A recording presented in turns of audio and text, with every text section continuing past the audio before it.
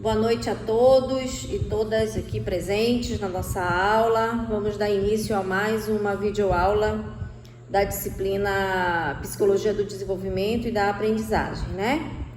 Então, para hoje, reservamos, após termos passeado, né, pelo Vygotsky, pelo Piaget, vocês realizaram a atividade, enviaram a atividade para mim. E nós temos que avançar porque o tempo é exíguo, né? O tempo é curto. E aí nós temos que tentar garantir o acesso, né, a todo o conteúdo que foi programado para essa disciplina. E dessa forma, o texto hoje que eu propus que vocês trabalhassem é um texto que eu já trabalho há bastante tempo com as turmas de Psicologia do Desenvolvimento, com as turmas de Psicogênese, da língua oral escrita, porque é um texto que vem trazendo a compreensão, né, uma compreensão específica de um processo específico do desenvolvimento. Mas ao mesmo tempo em que esse texto e que esse assunto, né, ele traz uma especificidade do desenvolvimento, de alguma maneira ele aborda algo que vocês já estão vendo, né, ao longo da disciplina, que basicamente é a interação do biológico com o social, né? É essa interação do indivíduo com o seu meio, a interação do indivíduo com tudo aquilo que norteia o seu desenvolvimento, né? Seja dos aspectos físicos, emocionais, né? Seja da sua estrutura macro ou micro, seja de modo geral essa inter-relação do biológico com o social. Então esse texto, ele é um texto escrito em espanhol, que ele é um texto de fácil compreensão, porque a forma como ele foi escrito, né, pelo autor, permite essa facilidade na leitura, né? É um texto que vem trazendo, vem abordando boa noite quem está chegando, essa questão bem específica entre a formação do modelo neuropsicológico do Alexander Luria. Como eu falei na aula de Vygotsky, Luria foi um grande parceiro do Vygotsky nessa questão de entender o desenvolvimento, né? Psicólogo também. E dessa forma ele, junto com o Vygotsky, junto com o Leontiev, que é que compõe, né, essa tríade para ver o desenvolvimento e entender o desenvolvimento de modo geral, acaba permitindo ter esse olhar do desenvolvimento de modo sistêmico também, que é uma das grandes questões que eu pesquiso, que eu abordo, que é entender, né, que é entender o desenvolvimento a partir do todo, não somente olhar o desenvolvimento pelo desenvolvimento, mas olhar o desenvolvimento nessa inter-relação que o indivíduo tem com o seu nicho de desenvolvimento, com o seu contexto, considerando todos os fatores que estão ali implícito e explícitos nessa questão do desenvolvimento, tá? E quando eu falo desenvolvimento, eu estou falando não somente do desenvolvimento infantil, novamente reforçando essa ideia, né, que falar de desenvolvimento não se restringe apenas à infância, a crianças, né, mas olhar o desenvolvimento num contínuo, olhar o desenvolvimento num todo, olhar o desenvolvimento dentro de um ciclo que tem início, meio e fim, tá? Tem início, meio e fim. O indivíduo, ele nasce, ele é planejado, ele não é planejado, ele chega em um mundo onde vai recebê-lo já com uma estrutura pronta, uma estrutura social, e essa estrutura social, né, dependendo da forma como você vai, ou a perspectiva teórica que você vai olhar o desenvolvimento, seja piagetiana ou vygotskiana, esse social vai de alguma maneira organizar, né, o desenvolvimento dentro das suas fases, dentro das suas etapas e dentro de todos os processos que perfaz o desenvolvimento, né? E aí, quando a gente pega esse texto, a Gênese, né, La Génese de los procesos psíquicos, una aproximación deste ao modelo neuropsicológico de Luria, que é um texto do David Andrés Molina Gonzalez, que vem dar, né, esse mapeamento acerca do desenvolvimento. E aí ele vem dando esse mapeamento, colocando, né, um conflito inicial, um conflito que faz parte da história da psicologia, faz parte da história, né, dessa construção do fazer psicológico, e ele vem colocar, né, esse conflito falando assim, que antigamente, né, a história ela tem sido testemunha dos múltiplos esforços por parte da psicologia por dar um lugar, né, um status entre as ciências naturais. Né? Então, o desejo dos psicólogos, dos pesquisadores da psicologia surge dentro desse processo porque justamente a psicologia ela vem, como vocês já estudaram isso na psicologia da educação, a psicologia ela vem dentro de um processo de se reafirmar enquanto ciência. Estão lembrados disso, né?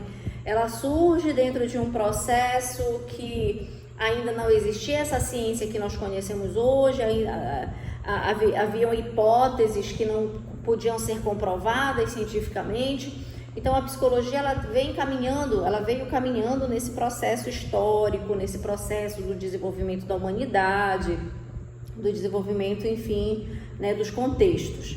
E aí a psicologia, em algum momento, ela atinge, né, esse patamar de ciência, esse patamar científico, e por muito tempo ela vai ser reconhecida como totalmente enraizada nessa perspectiva mais objetiva, né? A psicologia ela lutou muito por esse caráter, né, por dar esse caráter científico, e com relação a isso a psicologia ela vai se tornar objetiva, um estudo objetivo do desenvolvimento e do comportamento humano, e dessa forma ela vai permanecer durante muito tempo, né? E aí nesse processo outras concepções teóricas opostas, né, a essa questão mais biológica vai dar esse novo caráter social à psicologia, vai dar a esse caráter mais sociológico à psicologia. Nós vamos ter o desenvolvimento de várias psicologias, dentre elas a psicologia social, por exemplo, que vai buscar, né, dar à psicologia um caráter não tão biológico, mas um caráter social. Só que aí o David Molina, dentro desse texto, ele vem falar de uma briga, né? Ele vem falar de um conflito epistemológico, um conflito teórico, onde a biologia procurava puxar a psicologia para ela e as ciências sociais procuraram puxar a psicologia para ela. E aí Luria, dentro desse processo, vem para equalizar, vem para equilibrar, né? Quando ele cria, na verdade, o seu modelo, que ele vai chamar, né, que aqui é chamado de modelo neuropsicológico de Luria, onde ele vai destacar, né, onde dentro desse modelo vai ser destacado o papel tanto do biológico quanto do social, né, e para o desenvolvimento dos sistemas funcionais.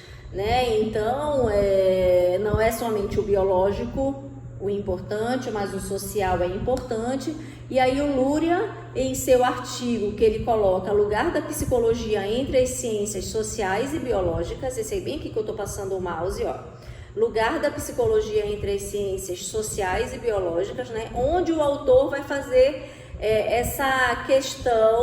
questão de dar um lugar equitativo para a psicologia entre o biológico e o social, dentro da gênese, né, dentro do processo de posterior desenvolvimento dos sistemas funcionais.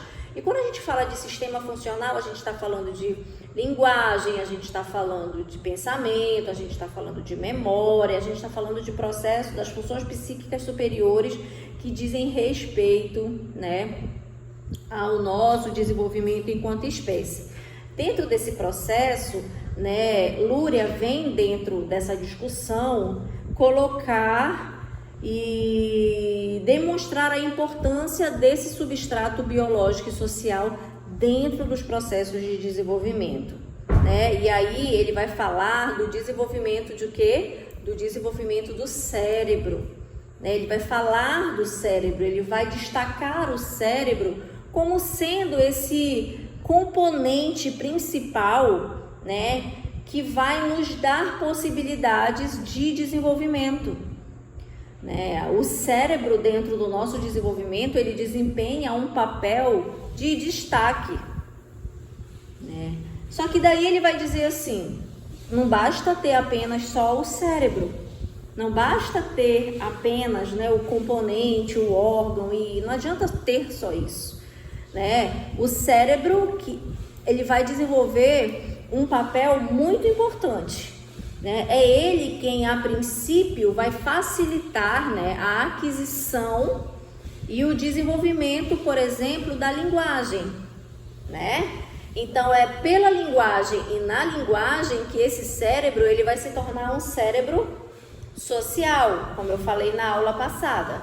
Então o autor aqui, o David Gonzalez, ele, e citando, né, obviamente, esse modelo neuropsicológico de Luria, ele vai colocar que esse cérebro ele vai inicialmente absorver essa linguagem do meio social e vai fazer com que haja um processo de internalização dessa linguagem, né? Uma apropriação dessa linguagem, que só é adquirida pela interação social, né?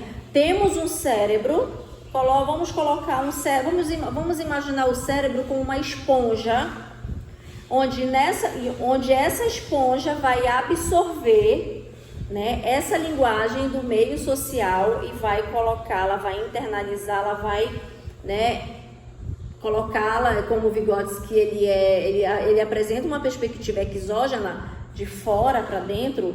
Vamos adquirindo essa importante capacidade, né, que diz respeito à nossa espécie, que é a linguagem, né? Então, o que torna o cérebro especialmente importante dentro do nosso desenvolvimento é o desenvolvimento da linguagem. E aí, o autor Luria, os autores Luria, Vygotsky vão dar, né, vão destacar a linguagem e vão dizer que a linguagem, ela é o que nós conhecemos, o que eles chamam de ferramentas sociais, né? Qual é a ideia de ferramenta que nós temos? Para que serve uma ferramenta, né? Seja qual ferramenta for, uma ferramenta ela tem uma função. O alicate para apertar o parafuso, né? Que mais? Um martelo para pregar o prego. Então, uma ferramenta ela tem uma função. Então, vamos imaginar a linguagem como uma ferramenta social. Qual é a ideia de ferramenta social? Por que eles chamam a linguagem como a linguagem de, olha, eles colocam bem aqui, ferramentas sociais, né? Ferramentas sociais. Então, o que é essa ferramenta social? Por que a linguagem ela é considerada uma ferramenta social? Né? Porque é ela que vai dar condições do cérebro, vai criar condições, vai construir neste cérebro toda a sua especificidade. O cérebro super dividido e super especializado, como eu já mostrei para vocês, onde cada parte, né, desse grande órgão é responsável por uma função. Então, eles vão dizer que existe uma complexidade dentro dessa área, né, desse órgão, e essa complexidade é o que é responsável pela aquisição e pelo desenvolvimento das nossas funções, tá? E aí, essa ferramenta social é o que vai permitir, né, esse cérebro ser potencialmente capaz de se tornar, né, o nosso grande substrato biológico que vai dar condições para a gente se desenvolver, né? Então, Luria, quando cria um modelo neuropsicológico, ele vai dividir, né? Ele vai dividir o cérebro em blocos que ele vai chamar blocos funcionais. Blocos esses de especificidades específicas, tá? Mas que não vão trabalhar de modo isolado, tá? Todas as partes e todos os três blocos, os três grandes blocos que compõem o modelo neuropsicológico de Luria, vão trabalhar de modo orquestrados, tá? Bloco 1, bloco 2 e bloco 3, que compõem, né, de acordo com Luria, o seu modelo neuropsicológico, eles vão trabalhar de modo orquestrados, não de forma isolada. Nós vamos ter dentro do nosso cérebro, do nosso córtex cerebral, né, áreas específicas de trabalhos e funções específicas, mas elas não vão trabalhar de modo isolado. Essas áreas vão trabalhar de modo orquestrado, né? Então, dentro desse processo, vamos entender que dessa forma não é possível nós reduzirmos o nosso desenvolvimento, pensando por esse prisma, por essa natureza. Nós não conseguimos, né? E é isso que ele vem trabalhando no texto também, que o grande trabalho de Luria nesse processo foi lutar para que a comunidade científica, que antes defendia somente o biológico e somente o social, ou somente o social, que a sociedade científica passasse a ver o desenvolvimento a partir desse todo, desse conjunto de associação entre o biológico e o social. Não basta ter somente o biológico e também não basta ter somente o social. É necessário haver essa organização biológica e social, tá? Dentro desse processo, Luria vai falar dessa questão dos três blocos, né, funcionais, três grandes blocos funcionais, né? E aí ele vem para dar, né, uma solução a essa grande complexidade complexidade teórica, complexidade epistemológica, né? Essa grande complexidade vem colocar essa ponte de equilíbrio entre essas duas concepções, né? Então, por exemplo, aqui, segundo Luria, 1984, os sistemas funcionais complexos não podem localizar-se em zonas restringidas do córtex ou em grupos celulares isolados, mas devem estar organizados em sistemas que trabalham concertadamente, cada um das quais exerce um papel dentro do sistema funcional complexo, tá? É isso que eu estava falando há pouco para vocês. Dentro dos blocos vão existir áreas, né? Dentro dos blocos vão existir zonas específicas e cada um com a sua função. Mas essas zonas, elas não vão trabalhar isoladamente, mas vão trabalhar concertadamente. Eu me lembro que eu falei para vocês aqui e pedi para vocês pensarem numa orquestra, onde cada componente da orquestra tem que tocar a mesma sintonia, que é para poder a música ser compreendida e ficar, né, dentro da mesma harmonia. Então, da mesma forma que o nosso cérebro funciona, de modo orquestrado e concertadamente, né?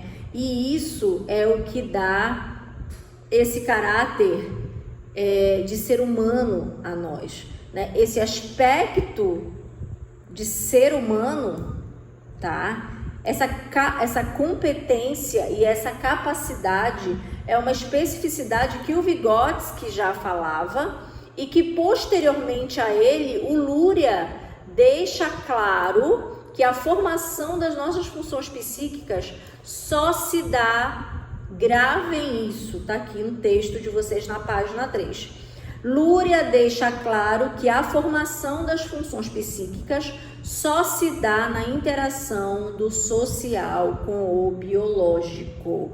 As nossas funções psíquicas, novamente falando, pensamento, memória, né, a nossa linguagem, são as nossas funções psíquicas que estão ali, que se desenvolvem no decorrer da nossa história, na nossa trajetória, né? E aí o Luria vem e nos apresenta o seu modelo neuropsicológico composto por 3 grandes blocos funcionais.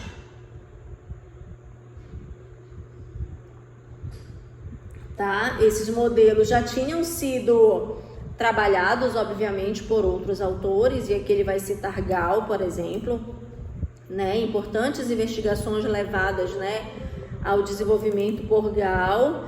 E aí Luria vem e se aprofunda, né, dentro dessa concepção neuropsicológica, tá?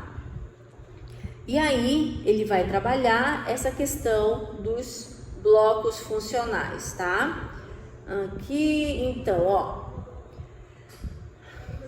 para que os sistemas funcionais sejam possíveis, né? Para que os sistemas funcionais sejam possíveis, as zonas cerebrales do córtex estão organizadas por especificidade modal ou amodal, que su vez hacen parte de los 3 bloques funcionales y están establecidos de la seguinte maneira, né?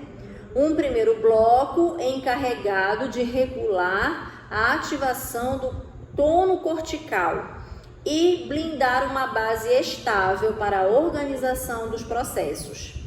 Este bloco está conformado por estruturas como o sistema reticular e as regiões mediais, né? Quer dizer, o tronco do cérebro, né? O tronco do encéfalo.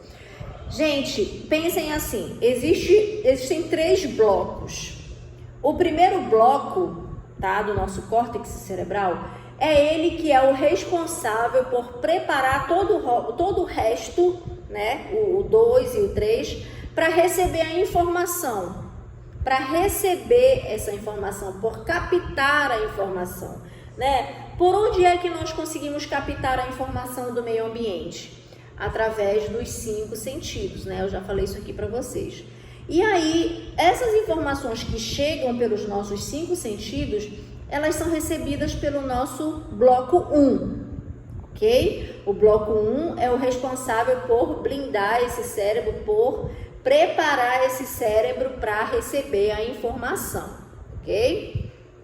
E quando ele fala o tronco do encéfalo, é essa parte posterior aqui do nosso cérebro, tá? Pensando nessa questão de termos um bloco 1 para receber essa informação, receber essa mensagem do meio, nós vamos ter um bloco 2, tá? E o que faz esse bloco 2, né? De acordo com o modelo neuropsicológico. Esse bloco 2, tá? Ele é compreendido por 3 estruturas. Quais são essas estruturas, né? São chamados de lóbulos. Ok? Estes lóbulos, eles... Cadê? Deixa eu abrir aqui, ó. Um segundo bloco que compreende 3 estruturas, que são os lóbulos temporais, essa região aqui, tá? Os lóbulos occipitais, essa região mais central do cérebro, tá? E parietais. cada um dividido e organizado em áreas primárias, secundárias e terciárias, de acordo com a sua especificidade, tá? As áreas primárias, que são chamadas áreas de alta especificidade, são encarregadas pelo registro da informação sensorial, tá? Registro da informação sensorial, visual, auditiva ou somaestésica. Depois eu vou explicar para vocês o que é isso aí, tá?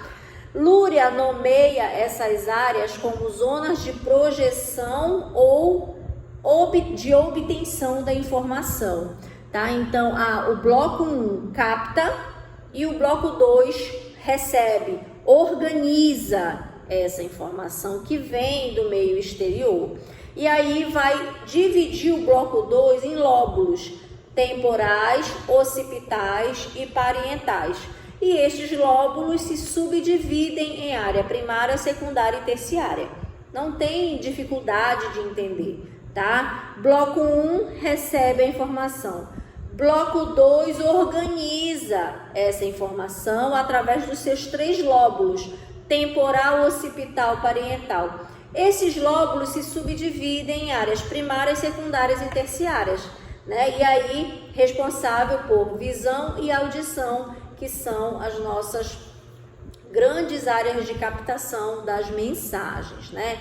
Então, nestas áreas secundárias, né, a tarefa é a organização da informação. Bem aqui, ó. As áreas secundárias têm como tarefa a organização da informação, né? São as zonas de processamento das nossas informações, das informações que chegam até o cérebro, né? Estas informações seguem tendo especificidade, tá?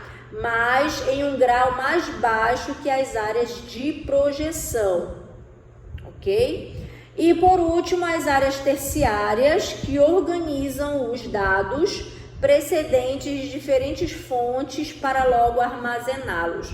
Então, imaginem assim, vocês estão lembrando da assimilação e da acomodação lá do Piaget? Então, imaginem que para a gente assimilar, a gente tem que entrar em contato com algum estímulo, a gente assimila. E aí a gente vai ter que acomodar essa informação. Esse processo de assimilação e acomodação só é possível porque nós possuímos a zona primária, porque nós possuímos o bloco 1 e o bloco 2, que são as áreas de registro da informação e acomodação, organização da informação, né, de armazenamento, tá? No bloco 2 é o lugar de armazenar a informação, ok? Vocês estão entendendo até aí, gente? Digam sim, não, talvez, tá? Tô conseguindo, depois a gente vai conversar mais sobre isso. E aí, saindo do bloco 2, nós vamos ter um terceiro bloco, né? O terceiro bloco que o Luria vai dizer ser constituído pelo lóbulo frontal, como o próprio nome diz, né? Essa área mais anterior do nosso córtex cerebral, que é essa área frontal da nossa cabeça. E aí, o que é responsável? O que o lóbulo frontal é responsável, né? Ele é composto pela nossa competência motora, né? O nosso lóbulo frontal é o que nos permite a movimentação, que nos permite organizar o nosso comportamento motor, né? Motor diz respeito a todos os nossos movimentos do nosso corpo, né? E aí, como ele fala aqui, ó, o terceiro bloco se encarrega da saída de outputs motores, né? Em outras palavras, o terceiro bloco controla movimentos de diversas partes do corpo. Ok, gente? Falou em movimento, falou em comportamento motor, a gente está falando do lóbulo frontal, a gente está falando do terceiro bloco que o Luria, né, no qual compõe a divisão proposta por Luria dentro do seu modelo neuropsicológico, tá? Então, dentro desse terceiro bloco, a gente tem a tarefa, esse terceiro bloco, ele tem como tarefa a organização do movimento. Olha aqui, ó. La organización del movimiento, né? A organização do movimento e a troca de sequências, né, do comportamento motor, a troca de sequências do comportamento motor. E aí, essa questão das nossas atividades mentais também são funções, são organizadas pelo terceiro bloco, né? As nossas condutas, os nossos planos motores, a nossa regularização, né? E aí a verificação da atividade mental, tudo que diz respeito ao nosso comportamento, às nossas emoções, tudo isso acontece a nível cerebral, gente, como eu venho falando para vocês ao longo dessa disciplina, né?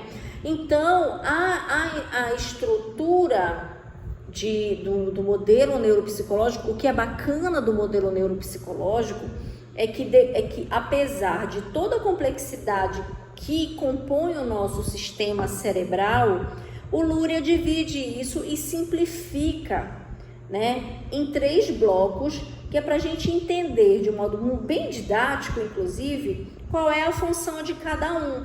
O primeiro recebe a informação, o segundo organiza essa informação, né? Acaba sendo uma zona de organização e de armazenamento dessa informação. E o terceiro bloco é responsável pelos nossos comportamentos motores, pela nossa organização, pelo nosso plano, né, de movimento, de desenvolvimento. É responsável é organizado pelo nosso lóbulo frontal. Vocês lembram que eu falei para vocês que dependendo da área do cérebro que for atingida por alguma situação, por exemplo, por algum acidente, né? Seja um acidente externo, como um acidente de carro, enfim, de alguma coisa que possa acontecer, ou um acidente interior, como um AVC, dependendo da área, se foi lá no bloco 1, no bloco 2 ou lá no bloco 3, onde aconteceu a lesão, alguma função do nosso desenvolvimento pode ser comprometida, né? Então, o Luria nos permite olhar de um modo mais simples, porque o cérebro ele é muito complexo, ele é composto de várias zonas e áreas, etc., cada uma responsável por uma função, mas o Luria ele acaba simplificando, né, esse desenvolvimento a nível cortical, né, dos nossos córtex cerebrais, para permitir que nós consigamos entender melhor. Porque às vezes quando alguém que não é da área, né, da medicina, da psicologia, ou vocês da educação, por exemplo, quando pegam um texto desse, meu Deus, eu vou estudar neuropsicologia, como é difícil entender a neuropsicologia, né?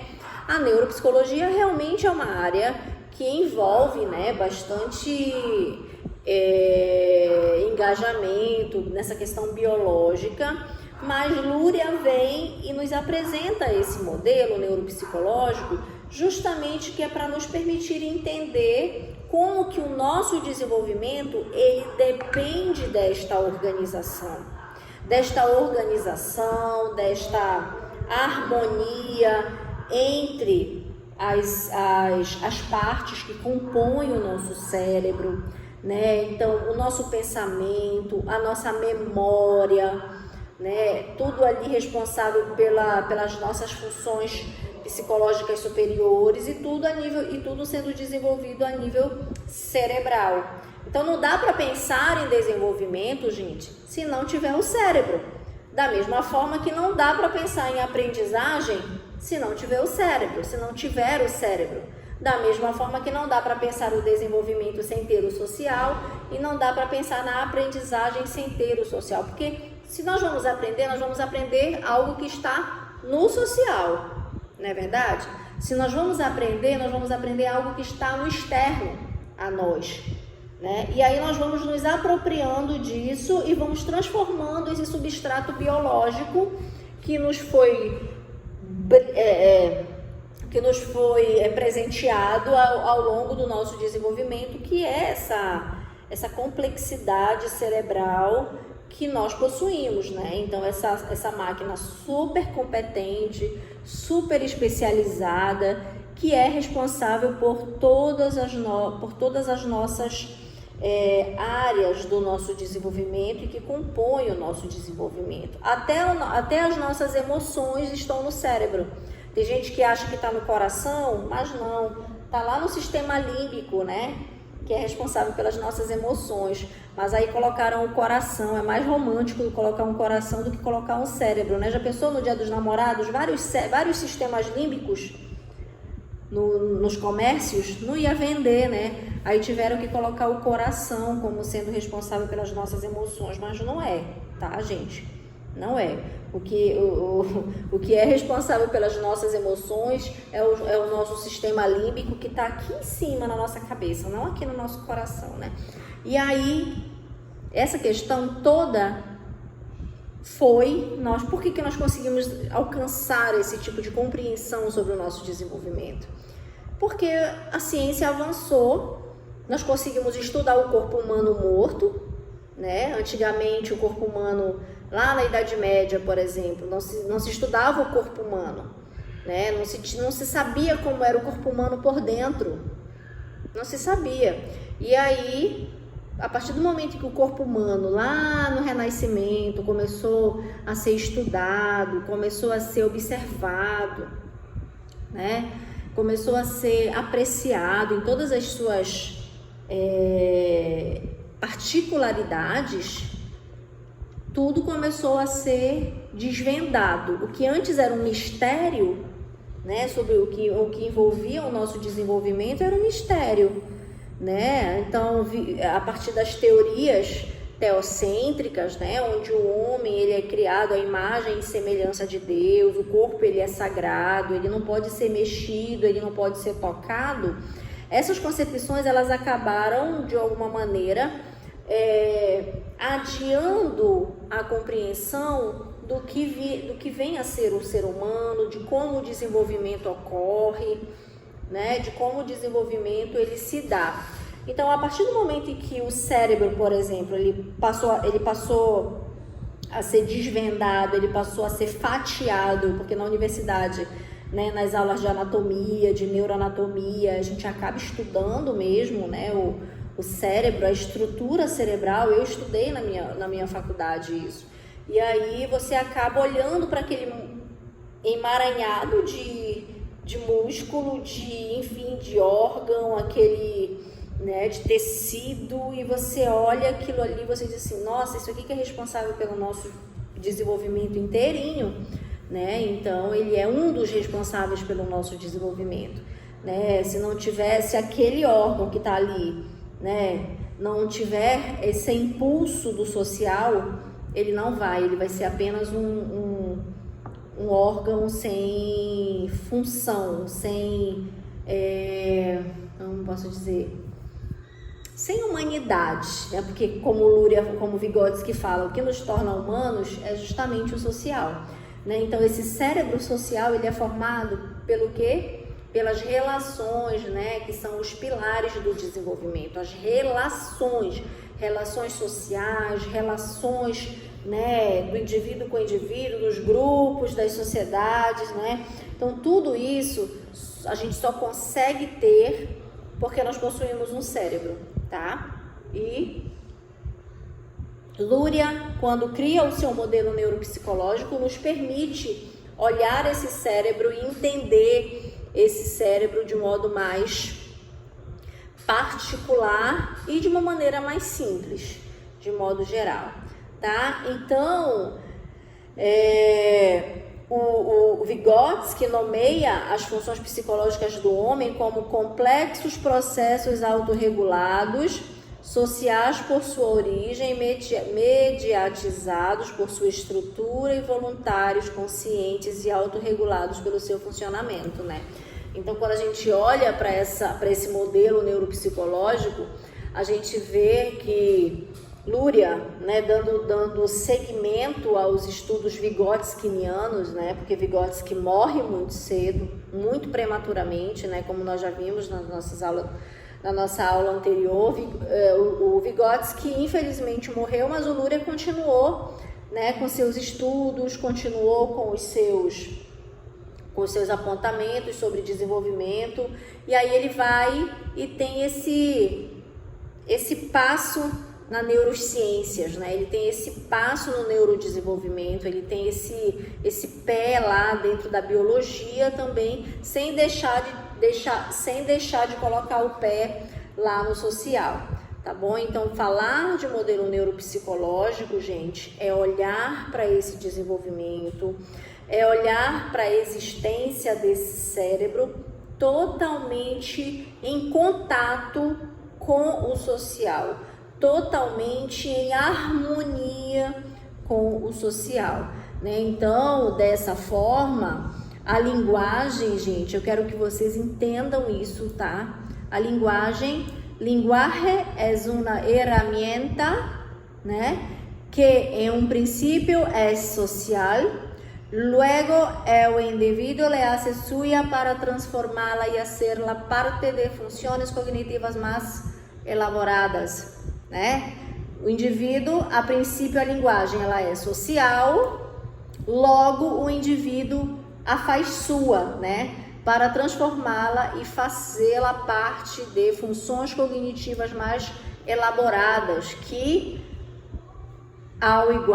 igual à linguagem estão primeiro no entorno social e não no interior do homem, né? E não no interior do homem. Tá claro isso aqui? A linguagem como uma ferramenta social, tá? A princípio está no entorno social e não no interior do homem, de acordo com as concepções de Luria e Vygotsky, tá? Em suma, para fechar esse texto, que eu acho muito gostoso de ler, muito legal. Em suma, as teorias psicológicas devem apontar a um maior conhecimento da interação do social com as estruturas cerebrais e assim compreender como se forma o psiquismo, tá? Em outras palavras, aqui ó, estão conseguindo acompanhar aqui? Em outras palavras, a psicologia deve ser um híbrido entre as ciências sociais e as ciências biológicas, né? E, finalizando com os termos de Luria, a psicologia surge na fronteira entre as ciências sociais e naturais. Mas, para que essa tese seja correta, deverá tomar em conta que as formas sociais de vida fazem funcionar o cérebro de uma forma nova, né? Dando origem a sistemas funcionais qualitativamente novos, que são precisamente o objeto de estudo da ciência psicológica, né? Ou seja, a partir do momento em que surge a linguagem dentro do nosso desenvolvimento, pelo nosso desenvolvimento, pelas nossas pressões seletivas que fomos sendo submetidos dentro do nosso ambiente de adaptação evolutiva, né, dentro da nossa escala evolutiva, nós fomos nos tornando seres cada vez mais complexos e completos, né, até onde se sabe o indivíduo na escala evolutiva que está ali no topo, né, e abaixo de nós está o chimpanzé. E aí, o que nos diferencia do chimpanzé é justamente essa linguagem, essa fala interior, essa competência e esse cérebro, né, específico, possuidor de qualidades específicas e possuidor de competências específicas que são específicas, né, da espécie humana, que são específicas da nossa espécie. Filogeneticamente, nós possuímos qualidades que são específicas da nossa espécie. Ontogeneticamente falando, né, a ontogênese é o social, ok? A ontogênese é a história deste indivíduo dentro de uma espécie. Então, falar disso tudo é, de alguma maneira, falar de filogênese e ontogênese, é falar da junção do biológico com o social, tá? Então, falar disso é ver a linguagem como uma ferramenta social importante que faz com que o nosso desenvolvimento seja totalmente diferente das outras espécies. É porque nós possuímos linguagem. E essa linguagem, ela está no social, de acordo com Vygotsky, e nós nos apropriamos dela como uma esponja. Já colocaram uma esponja dentro de um balde d'água? Já perceberam que a esponja, ela absorve, né? Ela absorve a água e ela acaba carregada, pesada, né? Então, nós somos uma esponja, o nosso cérebro é uma esponja que pega essa linguagem do social e, através de um processo de internalização, faz essa linguagem sua, né? Dando origem a uma forma de pensar totalmente diferente das outras espécies, totalmente diferente, né?